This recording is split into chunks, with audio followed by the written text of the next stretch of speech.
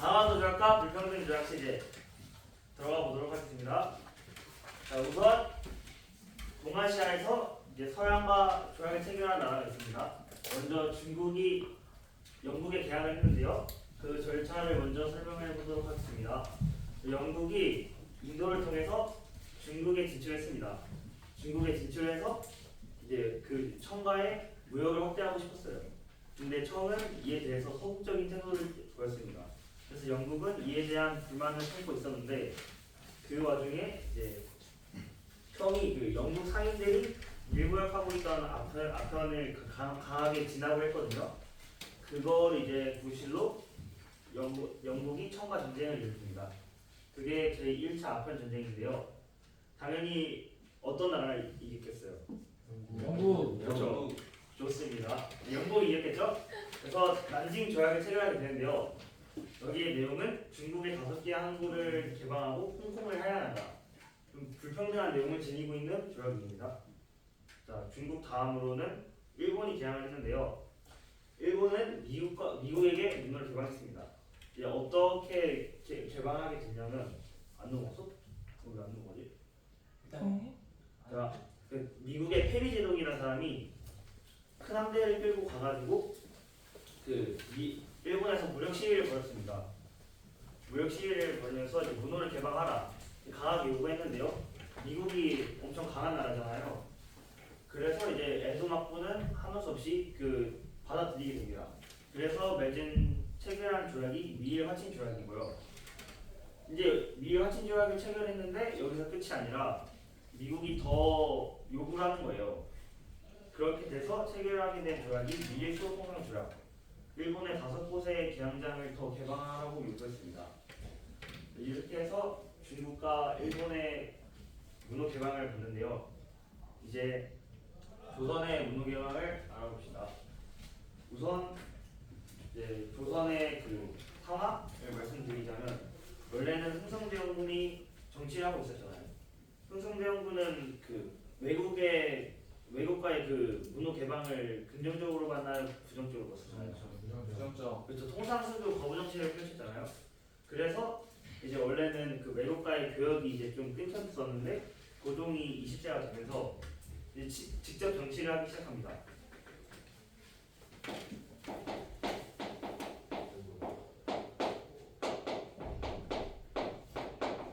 친정이 직접 정치를 한다는 뜻인데 고종이 친정을 하면서 더불어 개화 세력의 힘이 세집니다.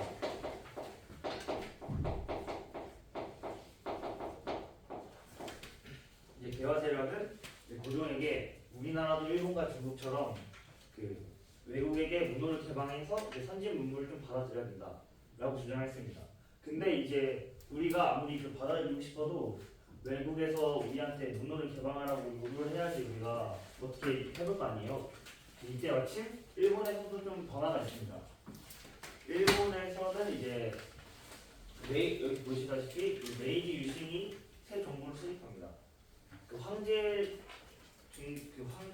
중심의 정부를 수립하는데 이제 이거를 이제 조선에 알리기 위해서 외교 문서를 보냅니다.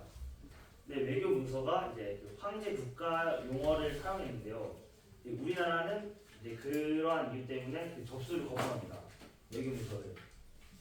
그래서 이제 일본은 이에 대해서 불만을 가지게 되고 정한론이라는 게 대두하게 되는데요.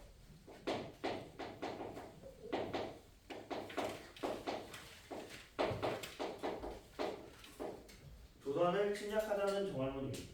이게 정한론입니다. 정한론이 대두해서 조선을 바로 침략할 것 같았지만 바로 침략하지는 않았습니다.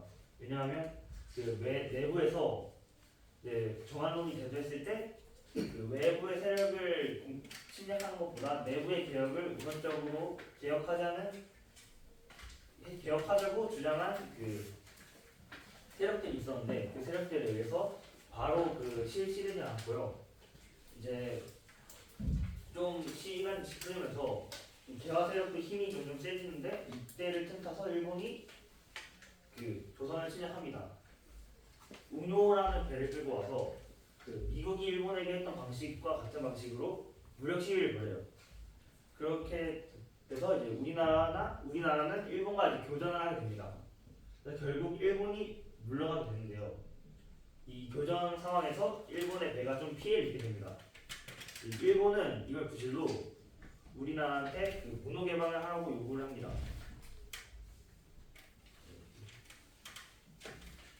문호 개방을 요구했는데 이때 우리나라는 이제 두 가지 그 여론이 생깁니다. 첫 번째는 긍정적,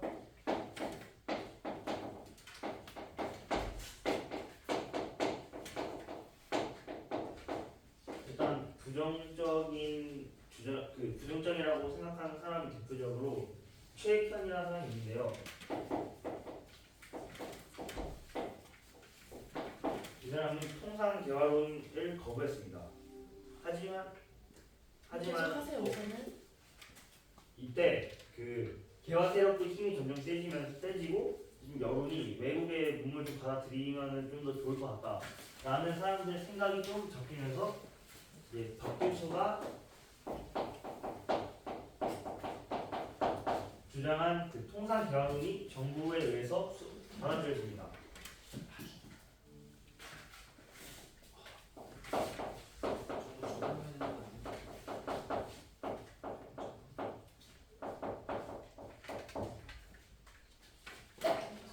네. 통상 대화론이 받아들여지는데요. 박 교수 누구야 성가? 아씨. 누구야? 제너럴 쇼모노 평양 가서 박 교수. 와 진짜 이거 아니라고 생각해. 너 사람이냐 그거? 박 교수에 의해서 통상 계약론이 받아들여집니다. 결국 일본과 강화도 조약을 체결하게 됩니다. 강화도 조약의 내용은 여기서 보이실지 모르겠지만 만약에 안 보이시다면 교과서 그 페이지 좀 불러주세요 아저씨. 어디? 100쪽. 그쪽에 자료 보면 나와 있거든요. 거기 잘 보시면 조선은 자주국이며 일본과 평생 권리 가진다라는 내용이 있을 겁니다. 자주국가에 대한 내용이 있는데요. 이게 좀 좋아 보이나요? 나빠 보이나요? 나빠 보여요. 나빠 보여요? 근데 나쁜 게 아니에요. 나쁜 거예요. 나빠 보이라고? 이게 처음에 그 간섭에서 벗어나서 일본이 좀 더 쉽게 침략할 수 있도록 그런 의도를 가지고 맺은 조약이고요. 두 번째로 부산 이외에 그 원산가인 인천에 항구를 개항하라 라는 내용이 있는데요. 자 여기서 부산이 이쪽이죠. 일본이 이쪽에 있는데요. 이제 일본이 부산과 좀 가깝습니다. 그래서 수시로 들어갈 수 있게 이 경제적 목적을 지니고 이 부산에 대한 항구를 개항했고요. 원산은 이쪽이 러시아가 있잖아요. 러시아가 이때 좀 힘이 세가지고 좀 일본이 견제하고 있었단 말이에요. 그래서 이제 러시아가 남하하는 거를 견제하기 위해서 중산의 목적을 지니고 원산에 항구를 개항합니다. 또 인천은 이쪽에 뭐가 있죠? 대한민국의 수도인 서울 있잖아요. 서울이 있는데 인천과 가까우니까 인천에 항구를 개항해서 서울을 좀 잘 드나들 수 있게 좀 정치적인 목적을 지닌 그 조약이었습니다. 그 다음에 조선은 해안의 일본 해안 측량권이 또 있는데요. 세 번째가 해안 측량권이라는 내용인데 해안은 이제 조선의 영토잖아요. 어떻게 보면. 근데 이제 해안을 측량한다는 거는 이제 다른 나라가 우리나라로 와서 자유롭게 좀 측량을 한다는 것은 주권 측량이라고 볼 수 있고 또 애초에 해안 측량권을 주장한다는 것은 우리나라를 침략하려는 의도가 담긴다라고 볼 수 있습니다. 따라서 저 세 번째 내용은 좀 불평등한 내용을 지니고 있어요. 그리고 네 번째는 영사재판권이라는 내용인데요. 여기서 내용을 보시면 조선의 항구에 머무는 동안 죄를 지은 일본 사람은 일본의 법에 따라 일본 관리가 재판한다. 그러니까 예를 들어서 그쪽 부산 항구 쪽에서 일본인이 조선인을 죽였어요. 조선인을 죽이면 당연히 벌을 받을 거 아니에요. 재판. 근데 이때 조선의 영사에 의해서 재판받는 게 아니라 일본의 영사에 의해서 재판을 받는다는 거예요. 그럼 자국민이 그 살인했으니까 좀 더 편법 감정, 좀 감형을 할 수 있겠죠. 좀 그래서 이 조약이 좀 불평등한 내용인데요. 여기서 끝이 아니라 그 불혹과 또 무역 규칙이라는 게 있습니다. 조일수 조기 불혹과 조일 무역 규칙. 이거는 조일수 조기 불혹부터 보자면 이제 그 문호를 개방했으니까 무역이 일어날 거 아니에요. 이러면서 자연스럽게 일본은 우리나라에 거주를 해야만 했습니다. 그래서 이제 거류지를 설정해달라는 게 좀 그 만약에 부산이 이렇게 있으면 이 정도의 범위에서 일본이 거주할 수 있게 해준 게 거류지예요. 거주할 수 있게.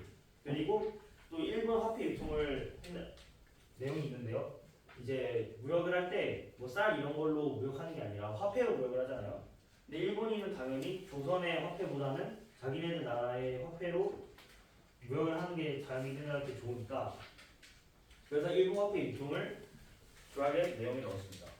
그리고 조일 무역 규칙을 보시면 저거 저기 양곡의 수출입이라는 게 있거든요. 양곡의 수출입이라는 게 있는데 양곡의 수출입이 그 쌀에 대한 내용이에요. 네. 일본이 일본이 조선의 쌀을 엄청 많이 사는 거예요. 무제한으로 엄청 사니까 이제 조선에서는 쌀값이 폭등하는 거예요. 그래서 그로 인해서 백성의 삶이 좀 피폐해졌습니다.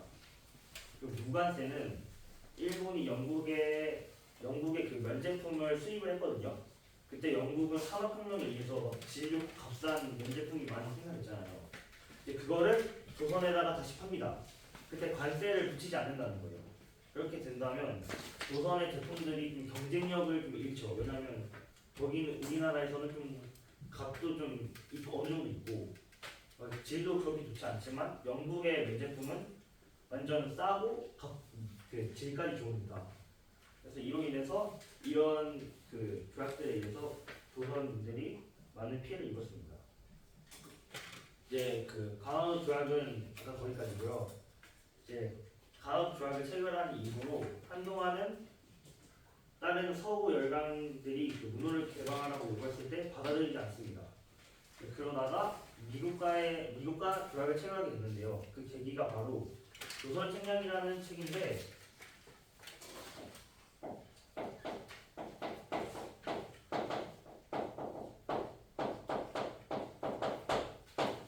그 강화도 조약을 체결하고 나서 조선이 일본에 그 수신사들을 파견했는데요. 그중 한 명이 김홍집에 의해서 조선 책략이 조선에 유포가 됩니다.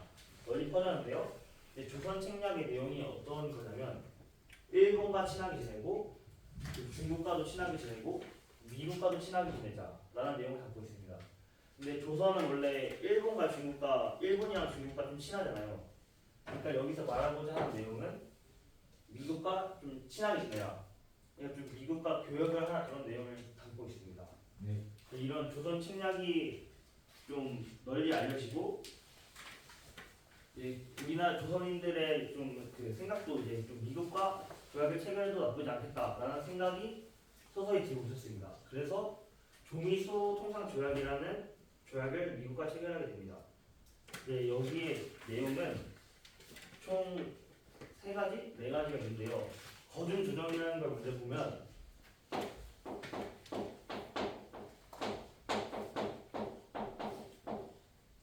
거준 조정은 이제 미국과 조선이 그 조약을 체결했잖아요.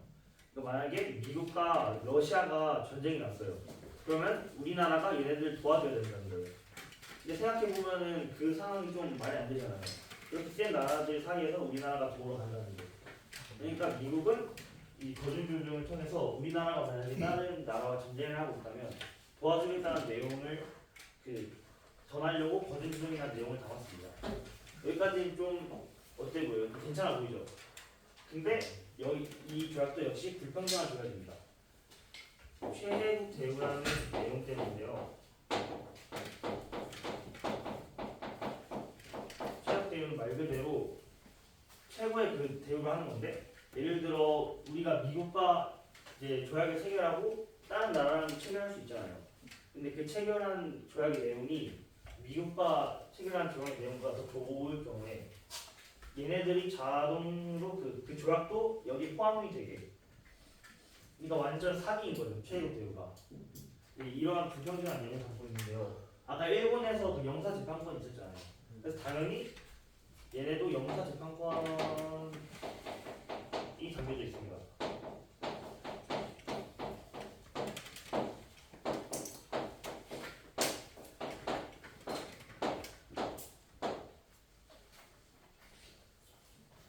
이후에 이제 미국과 조약을 체결했잖아요. 한 번이 어렵지 그 다음부터는 쉽단 말이에요.